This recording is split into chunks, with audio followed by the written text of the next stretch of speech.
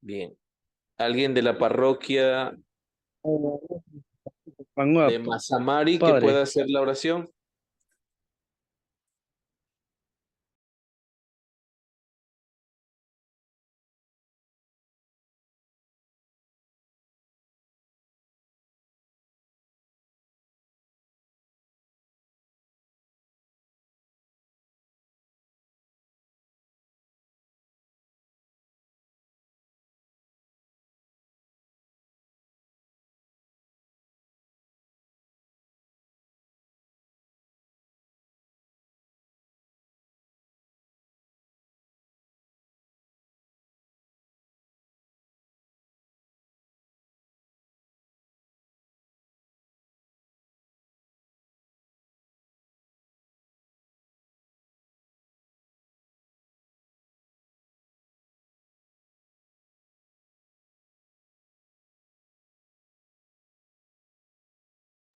Ok.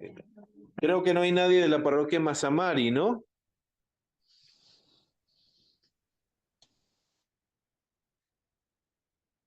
A ver, desatipo entonces la oración, por favor.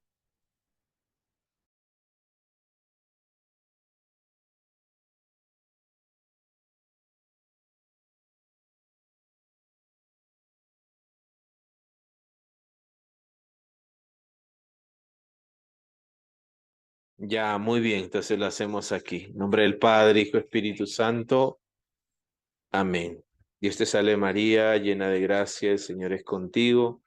Bendita eres entre todas las mujeres y bendito es el fruto de tu vientre, Jesús. Santa María, Madre de Dios, ruega por nosotros pecadores, ahora y en la hora de nuestra muerte. Amén. Gloria al Padre y al Hijo y al Espíritu Santo, como en el principio, ahora y siempre, por los siglos de los siglos. Amén. El Padre, Hijo, Espíritu Santo. Retomamos, entonces, decíamos la clase pasada que María reconoce que no es obra de ella, sino de Dios su Salvador, todo lo que está sucediendo. Ella es solo la humilde sierva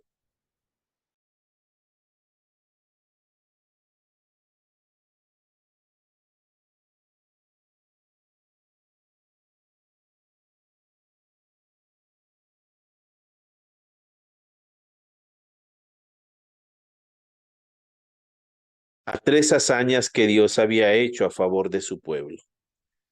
El hecho de que el Señor se digne a volver en ella sus ojos, a poner en ella sus ojos desde arriba, hace alusión a la liberación de Egipto. La maternidad del Mesías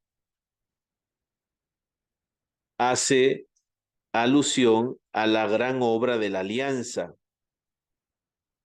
Yo seré tu Dios, tú serás mi pueblo, Dios que se desposa con su pueblo. La formación del Israel por la alianza y la liberación de su pueblo es el gran prodigio, la liberación de su pueblo esclavizado en Babilonia. Y para realizar estos prodigios, Dios se ha valido de personas sencillas, humildes, sin poder, para demostrar que es Dios y no sus servidores quien realiza la obra, igual que en el caso de María. En cambio, ha derramado, en realidad ha derribado a los orgullosos de corazón, como al faraón y a Nabucodonosor, y a los que se han enriquecido a costa de los demás, abusando de su poder. En esto reconoce María la obra maravillosa del Señor, a quien por eso proclama y engrandece como su Salvador.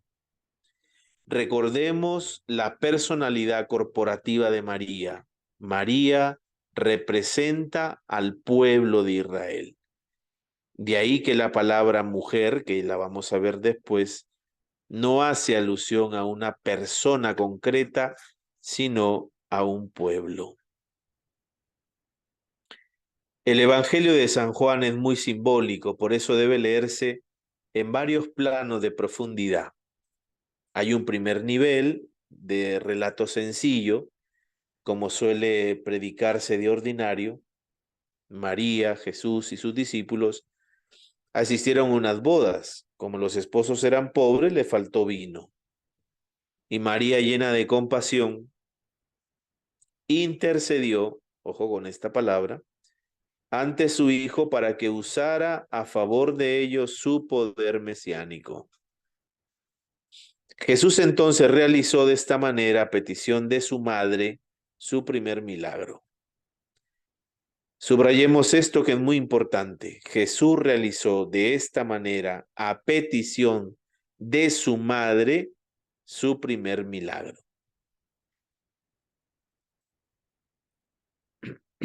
Pero San Juan es mucho más profundo y a través de muchos datos simbólicos nos quiere dar a conocer verdades más hondas. Aquí cabe también la explicación, que tal vez en algún momento se los dije. ¿Cuál es la diferencia entre los evangelios sinópticos y el evangelio de Juan? Podemos compararlos, los evangelios sinópticos, como un barco. Los barcos no van a profundidad, van sobre el mar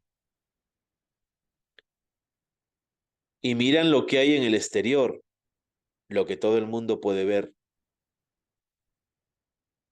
Pero el evangelio de Juan es como un buque, como un submarino, perdón. El submarino que entra donde el barco no puede entrar, a las profundidades del mar, donde esa riqueza es insondable y donde los misterios nos invitan a profundizar que hay algo más allá que lo que nuestros ojos ven.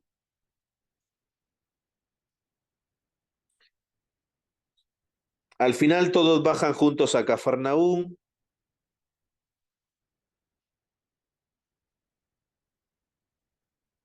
Bueno, retomo. San Juan es mucho más profundo y a través de muchos datos simbólicos nos quiere dar a conocer verdades más hondas. En realidad, para Juan no existen los signos, los milagros. Para Juan existen las semellas en griego, que son signos, acciones que realiza Jesús.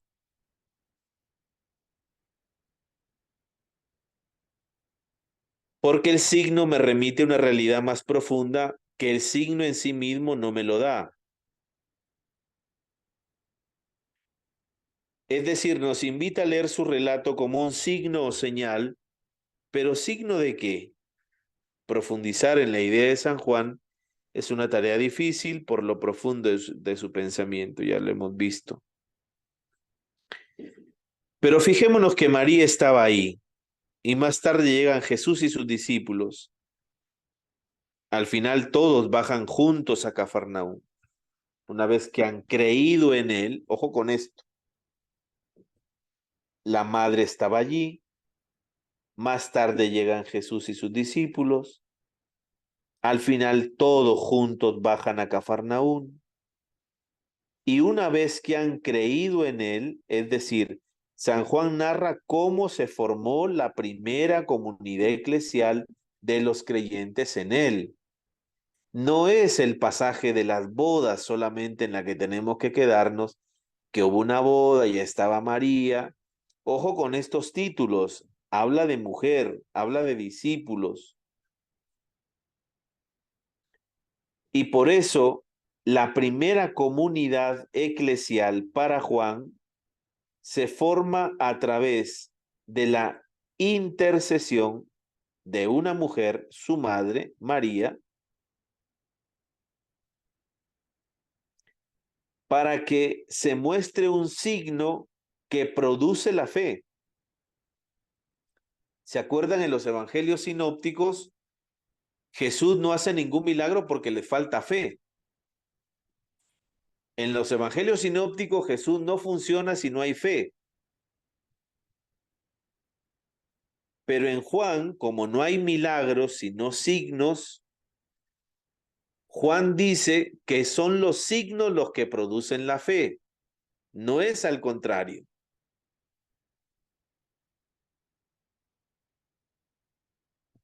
Los evangelios sinópticos dicen, y Jesús se marchó de ahí porque no tenían fe. Pero en Juan, el Señor obra a través de María, su madre, se produce la fe y se forma la primera comunidad eclesial de los que creen.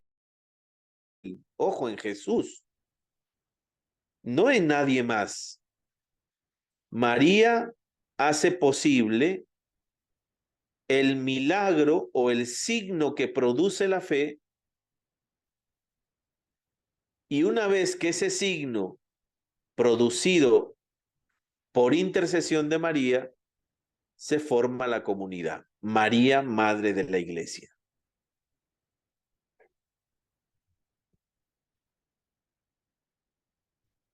Es la semilla de la Iglesia, es el pueblo de la nueva alianza con Jesús.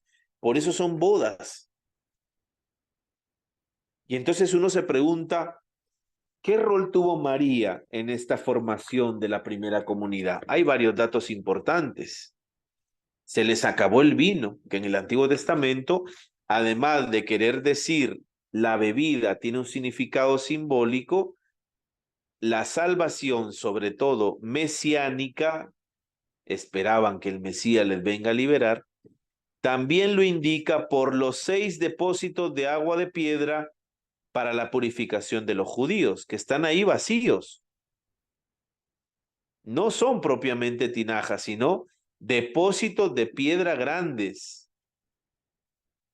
de 3 medidas cada uno, o sea, de 120 litros, unos 720 litros en total, en los que los judíos acostumbraban a lavarse los pies para purificarse antes de los banquetes según la ley judía. Es decir, que lo que está queriendo explicar San Juan es que María declara que ya se terminó el plan de salvación de Dios según la ley de Moisés e invita a Jesús a comenzar el nuevo plan de salvación mesiánica. Esto es muy serio, porque María se convierte en protagonista de la nueva alianza.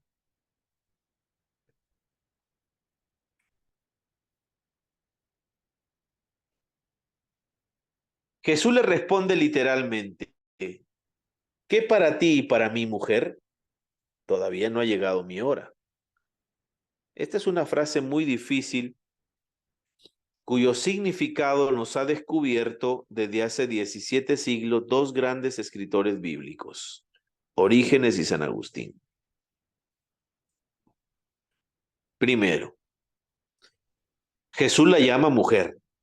No nos extraña ni nos parezca vulgar, porque esa era la manera como en su cultura un hebreo llamaba respetuosamente a una señora como el mismo Jesús, según San Juan. Lo usó al dirigirse a la adúltera, a Magdalena y a su misma madre desde la cruz.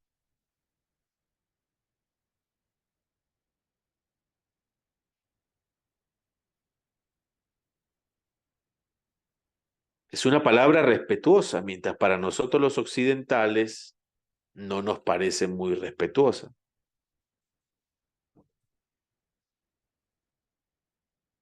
Lo usa con la adúltera, es decir, la trata con respeto, incluyendo a María Magdalena y a su misma madre. Segundo, que para ti y para mí era una expresión común en su tiempo para mantener una cierta distancia entre dos personas, tomando cada uno su propio puesto. Aquí Jesús invita a María, que hasta entonces lo ha tratado como a su hijo, a empezar a tratarlo como a su Señor y Mesías. Por eso dice San Agustín que desde ese momento María no solo fue madre de Jesús, sino también su discípula.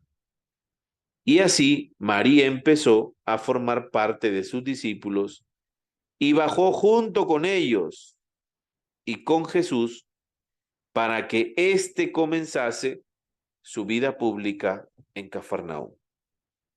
Tercero, aún no ha llegado mi hora. En el Evangelio de Juan, la hora de Jesús es siempre su cruz y resurrección, es decir, su misterio pascual. Jesús indica pues que su misión mesiánica recién llegará a su cumplimiento con su pasión y muerte, pero al cambiar el agua en vino, indica el paso del antiguo plan de salvación de Dios a la nueva alianza, que en ese momento comienza para consumarse en su hora, es decir, en su Pascua. Versículo 5. María dice a los servidores, hagan todo lo que Él les diga. Esta frase hace eco a las indicaciones del faraón a los pueblos hambrientos al borde de la muerte, que encontraron en el patriarca José su salvación. También alude a la alianza entre Dios y su pueblo en el Sinaí, cuando, habiendo Moisés leído a las tribus liberadas de Egipto la ley de la alianza, todo el pueblo respondió a una voz, haremos todo lo que el Señor nos diga. Así pues, el evangelista quiere decirnos que María interviene, tal como Moisés, para que se haga una nueva alianza, pero esta vez con su hijo. De esta manera comenzó a formarse el nuevo pueblo de Dios, como lo llama San Pablo, la iglesia, cuya primera célula forman Jesús, sus hermanos, su madre y sus discípulos. Vamos a ver a María al pie de la cruz. Al pie de la cruz se hallaban varias personas, pero entre ellas San Juan destaca a la madre de Jesús y a el discípulo a quien Jesús amaba. No los nombra porque la simbología de Juan hace que no sea de interés lo biográfico, sino aquello que los personajes representan. Quiere poner en resalto la misión que encomienda desde la cruz a su madre y al discípulo que cree en él. Nos dice Orígenes en el siglo III. Debemos pues atrevernos a decir que las primicias de todas las escrituras son los evangelios, pero que de los evangelios es primicia el de Juan, mas no puede comprender su sentido sino quien hubiese reposado sobre el pecho de Jesús y recibido de Jesús a María, de modo que deviniese su propia madre. En efecto, se deberá hacer tal como otro Juan, del que Jesús pueda declarar como de Juan que es Jesús. Porque si según quienes han enseñado sanamente sobre ella, ningún otro fue su hijo fuera de Jesús. Jesús dice a la madre, he aquí a tu hijo, y no, este es también tu hijo. Es lo mismo que si le dijese, este es Jesús a quien has engendrado. Porque el que es perfecto ya no vive, sino Cristo vive en él. Y puesto que Cristo vive en él, de él dice María, he ahí a tu hijo, el Cristo.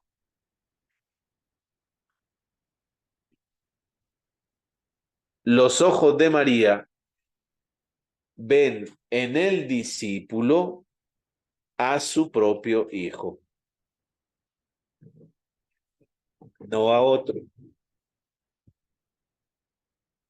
Orígenes comienza este párrafo señalando algunos de sus principios teológicos para entender la palabra de Dios.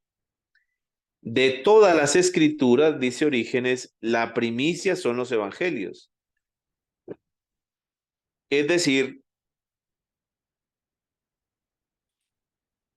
estos le dan su significado a toda la Biblia. O sea que todos los libros santos son cristológicos porque están encaminados a Cristo. Luego añade que de entre los evangelios la primicia es el de Juan. Quiere decir que este evangelista nos da la guía para entender a Cristo en los otros. Estos, los sinópticos, narran más lo que Jesús hizo. Juan, en cambio, nos da la clave de lectura para entender lo que Jesús llevó a cabo y predicó. Pero a fin de entender la palabra de Dios que nos comunican los autores sagrados, no basta tener una buena inteligencia para estudiarlos porque los libros santos no son teóricos, sino que por ellos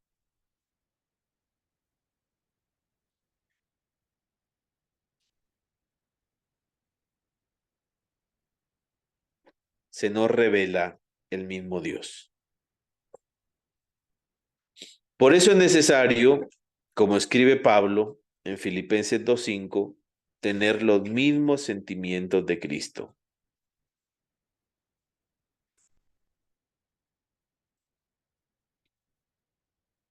Y de entre estos sentimientos de Jesús, el más profundo es el que tiene por su madre.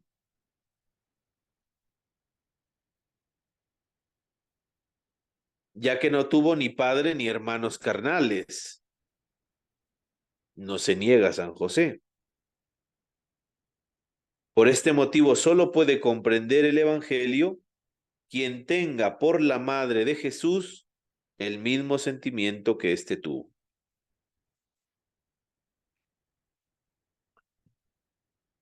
Este es de una alta apologética, porque si un hermano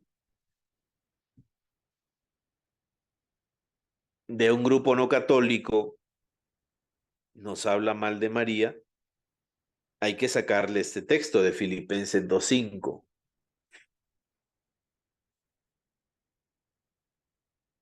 Tengan entre ustedes los mismos sentimientos de Cristo Jesús.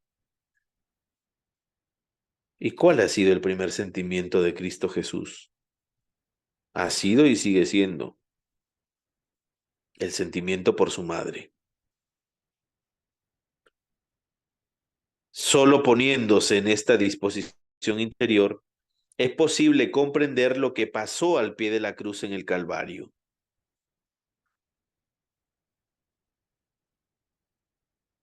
Y es importante y es interesantísimo el hecho de que Orígenes identifica con Cristo al discípulo que cree en él. Por eso Pablo va a decir, vivo, pero ya no yo, sino Cristo vive en mí. Es decir, la madre, al verme a mí, ve a su hijo. Es lo mismo que ser cristiano. Por eso María, Madre de Dios, también es la madre de la iglesia.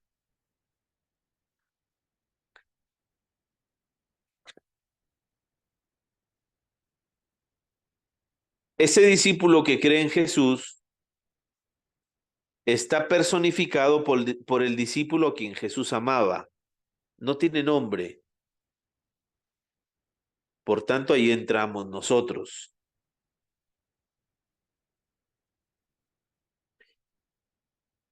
Y un detalle es que es a su madre y no a él a quien Jesús da el encargo principal. Mujer, ahí tienes a tu hijo. Es decir, desde ahora María tiene como misión que Cristo al morir le encarga velar como madre por el discípulo al que cree en Jesús. y como misión encomendada a su discípulo que acepte a la madre de Jesús como a su propia madre. Esta es la teología que desde entonces enseña la Iglesia, cuando llama a María madre de los que creen en Cristo.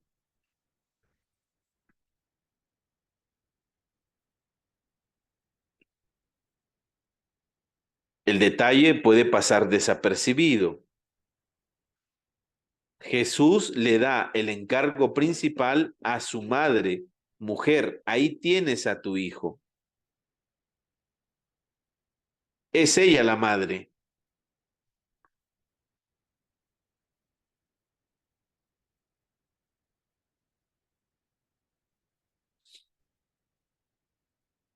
Esta es la primera vez en la Iglesia que un escritor cristiano indica la razón teológica de la perpetua virginidad de María, en el sentido de no haber tenido más hijos fuera de Jesús.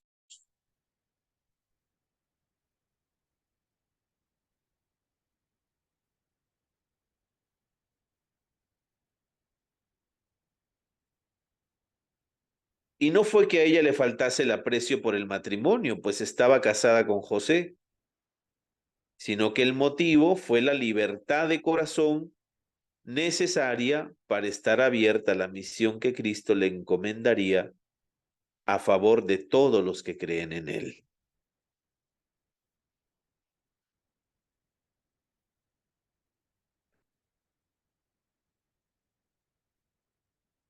Orígenes también va a hablar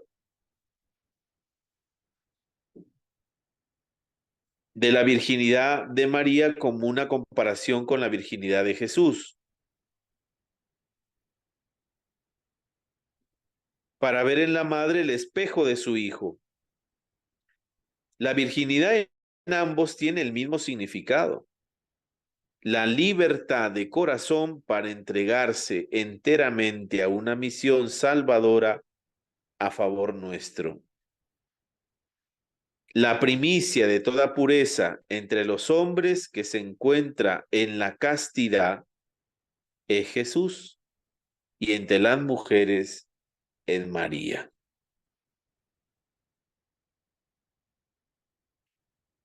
Porque no sería justo atribuir otro principio a la virginidad fuera de ella. Esto es lo que la Iglesia llama la virginidad por el reino de los cielos.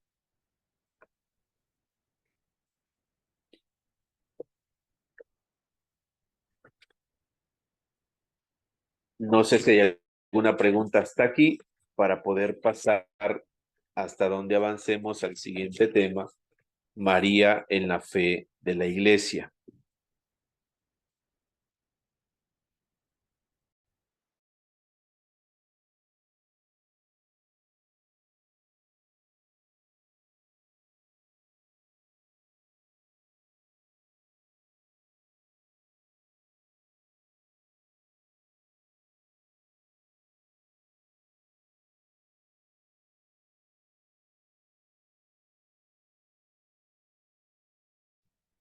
Bueno, avanzamos. María en la fe de la Iglesia.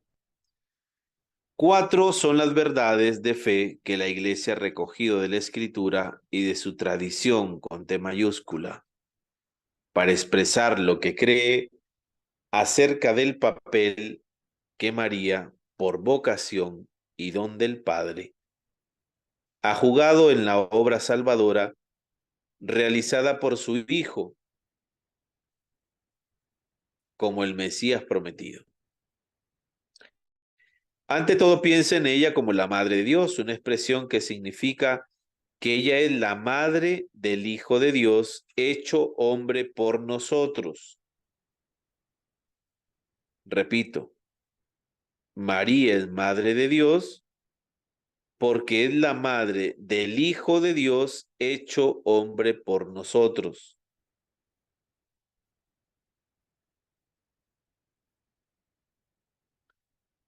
Luego confiesa en su credo que este mismo Hijo de Dios, por obra del Espíritu Santo, se encarnó en el vientre de María.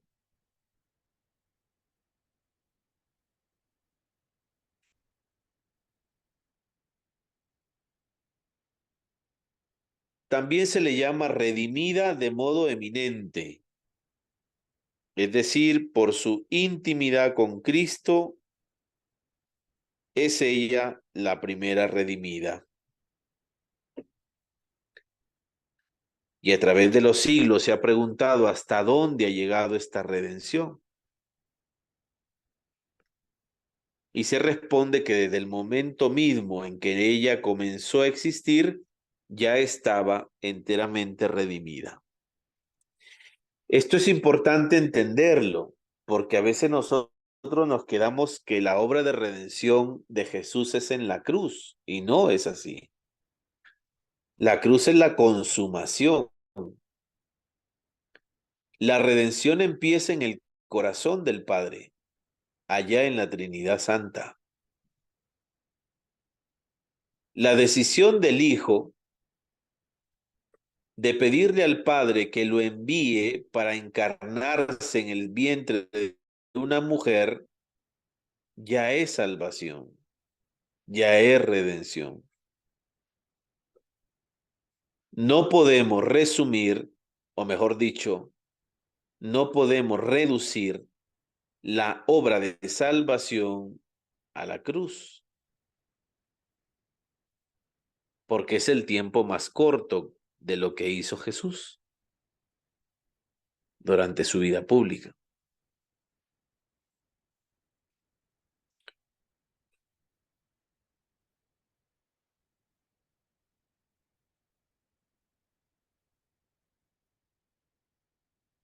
Y se responde que desde el momento mismo que ella comenzó a existir, ya estaba enteramente redimida. A esto le llamamos aquí en la Iglesia Occidental la Inmaculada Concepción, es decir, libre de todo pecado, aún del original, por la gracia de su Hijo, el Redentor del mundo. Por la gracia. Y esta redención completa llega hasta el fin de su vida, de modo que participó plenamente la primera de la muerte y resurrección de su Hijo. A esta gracia le llama la Asunción de María. Por tanto, tenemos Madre de Dios, la virginidad, la Inmaculada Concepción y la Asunción de María.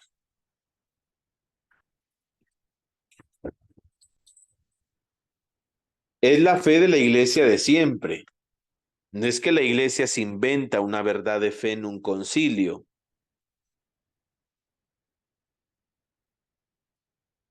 María es Madre de Dios porque desde los primeros padres de la Iglesia, algunos de ellos discípulos de los apóstoles, los cristianos reconocieron a Jesús, el Hijo de María, como el Hijo de Dios hecho carne por nosotros.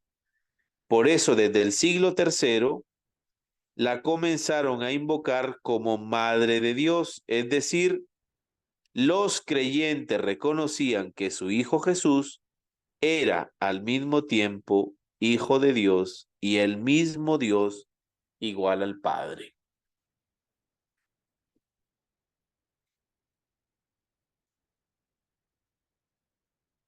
El dogma de la maternidad divina no tiene sustento en sí mismo por María, sino en la divinidad de Jesús. María es Madre de Dios porque la Iglesia reconoce en Jesús el Verbo de Dios hecho carne, el Hijo de Dios hecho carne en María. Por tanto, los dogmas no son marianos 100%, son cristocéntricos. Es decir, María, como decíamos al inicio, no se entiende sin Jesús.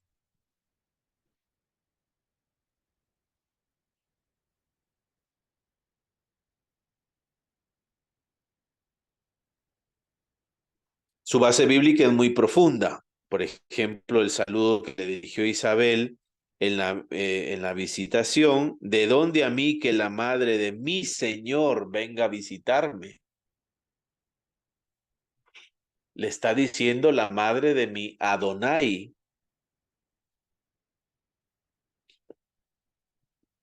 Y quien quiera que conozca la Sagrada Escritura sabe que los judíos llamaban el Señor únicamente a Dios.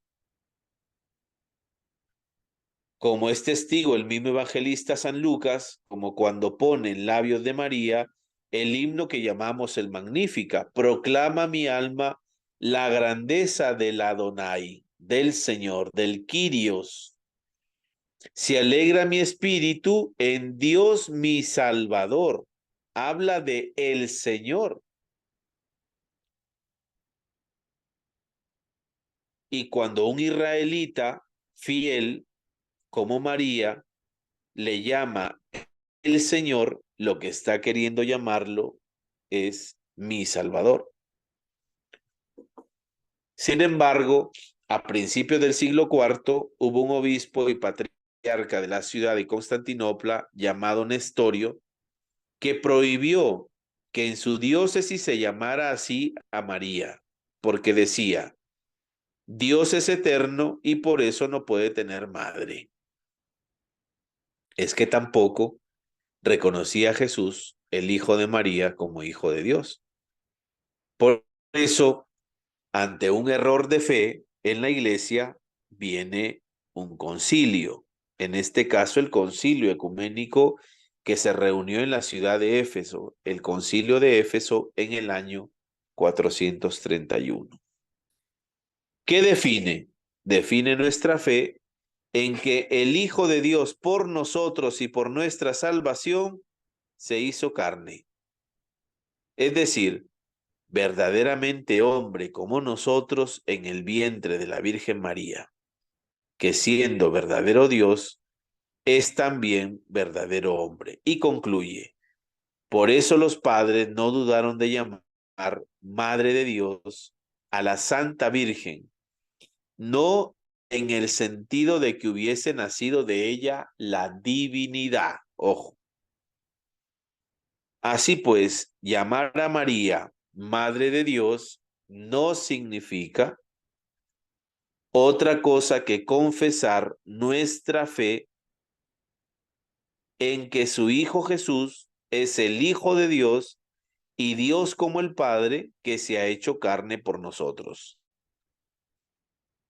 Pero ¿por qué el Concilio Vaticano II ha titulado su documento sobre ella María, Madre de Dios, en el misterio de Cristo y de la Iglesia? ¿Qué tiene que ver ese título de María con nosotros? Los mismos padres antiguos de la Iglesia lo explicaron muchas veces. Si ella no es verdadera madre de Jesús, entonces él no es verdadero hombre. Y por lo mismo no habría podido morir y resucitar por nosotros. Y si su Hijo no es verdaderamente Dios como el Padre, entonces su muerte sería como la de otro hombre, muy digno, santo y elevado, muy meritoria, pero no para salvar a todos los seres humanos de todos los tiempos. Por eso el título de María, Madre de Dios, es de tanta importancia para los cristianos. Yo no sé si se entendió, pero me gustaría escuchar si han entendido eso o no.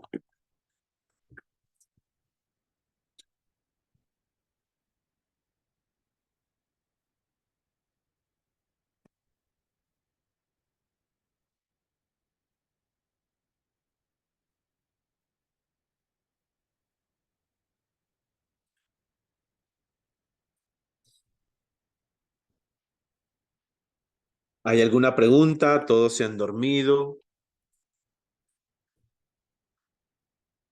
Los de la Merced no van a hablar porque están en fiesta con Agua Marina o Armonía, no sé quién ha llegado.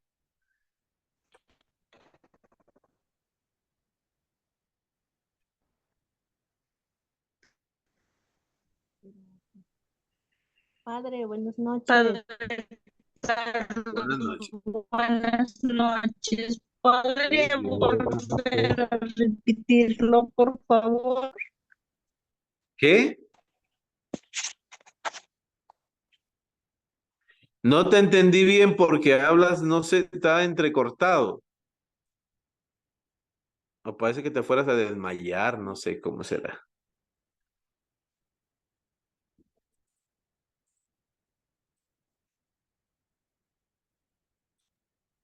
A ver, Padre, buenas noches. sí, dime. Padre, ¿por qué decimos que Jesús es divino? ¿Por qué decimos que Jesús es divino? Porque es el Hijo de Dios, es el Verbo de Dios.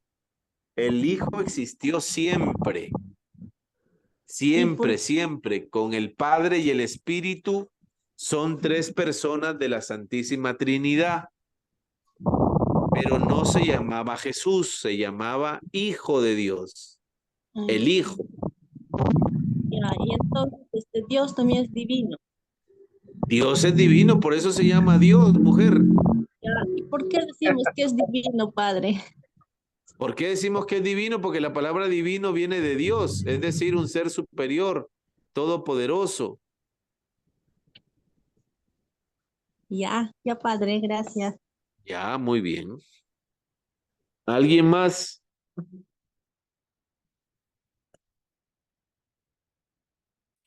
No me van a preguntar como mis alumnos del colegio. ¿Y quién creó a Dios, padre?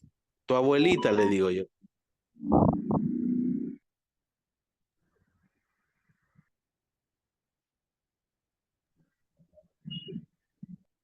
¿Algo más? ¿Alguna reflexión? ¿Algo sobre esto? Es importante que tengan en claro estas cosas, ¿ya? Repito, si ella no es verdadera madre de Jesús, entonces él no es verdadero hombre. Y por lo mismo, no habría podido morir y resucitar por nosotros.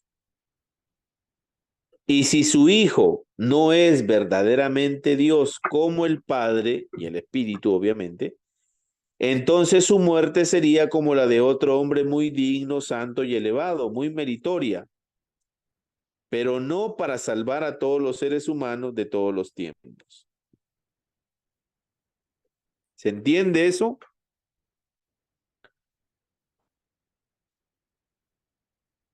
Padre, buenas noches. Buenas noches. Padre, a través de lo que estamos aprendiendo, que la Virgen es nuestra madre y madre de la Iglesia, ¿cómo podemos venerar, honrar a la Virgen, ¿no? En estos tiempos, ¿no? Es de justicia venerarla y amarla. ¿Por qué es de justicia? Porque sin ella no hubiese existido Jesús. Existía el Hijo de Dios, pero no Jesús. Y ella le da el cuerpo humano a Jesús. Por eso es que Jesús es verdadero hombre y por eso muere. Pero como es Dios, resucita.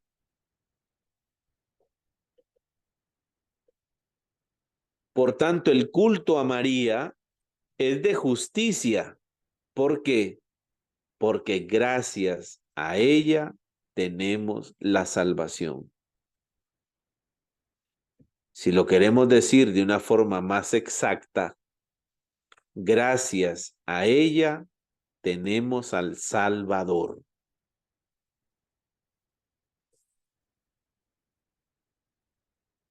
Lo digo de las dos formas porque para un judío no se puede separar la persona de la obra que hace la persona, es decir, de la vocación o el propósito que Dios le da a un judío.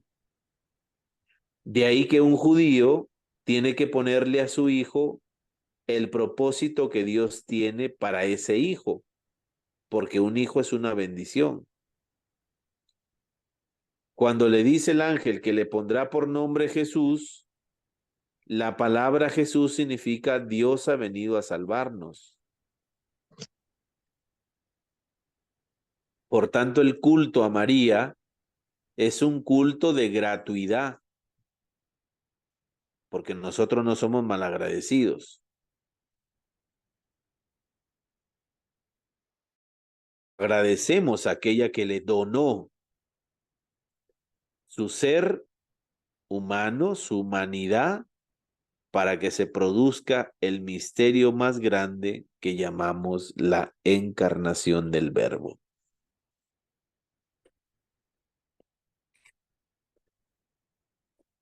¿Está bien o no sé?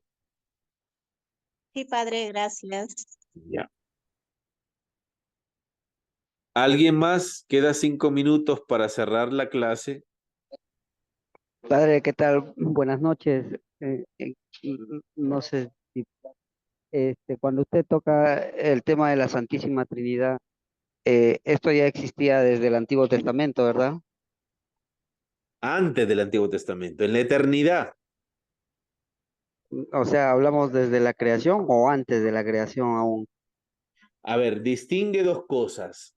La eternidad, el suceso y la escritura.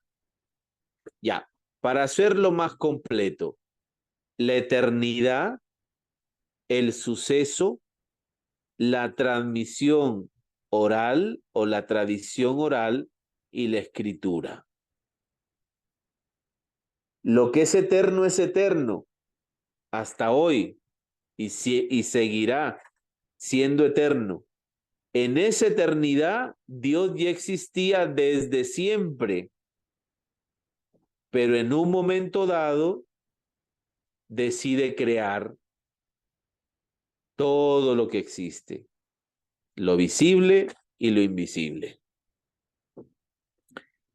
Esa obra de la creación, los judíos en la sinagoga lo cantaban a manera de himno, lo relataban, iban comentando, ¿cómo habrá sido esto? Iban expresando a través de géneros literarios. ¿Cómo expresas tú el amor a alguien?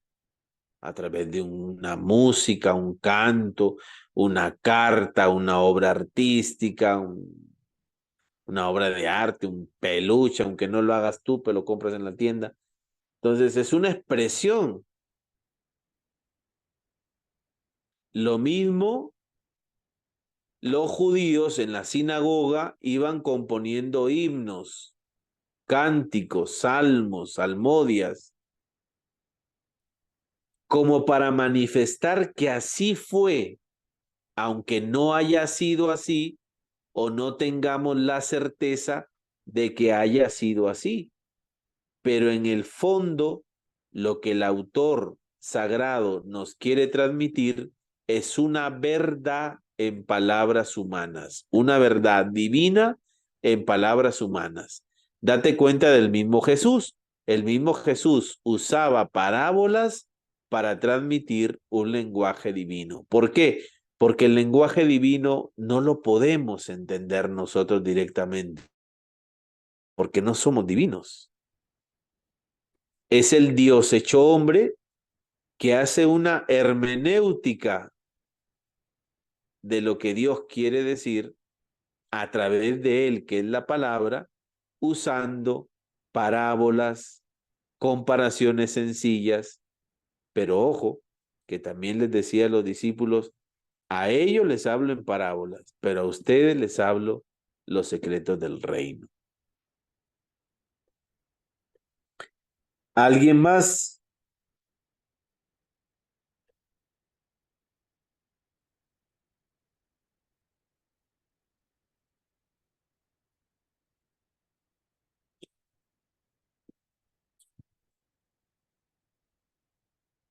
Bueno, le damos gracias a Dios por este día, por este momento de encuentro. Le pedimos a nuestra Madre que sea ella la que nos conduzca siempre hacia su Hijo Jesús, que nos conceda como la sede de la sabiduría, nos conceda también a nosotros la sabiduría que necesitamos para encontrar la salvación en el día a día de nuestra historia. Gloria al Padre, y al Hijo, y al Espíritu Santo, como era en el principio, ahora y siempre, por los siglos de los siglos. Amén. La bendición de Dios Todopoderoso, Padre, Hijo y Espíritu Santo, descienda sobre ti y permanezca para siempre. Muchísimas gracias. Buen descanso. Gracias.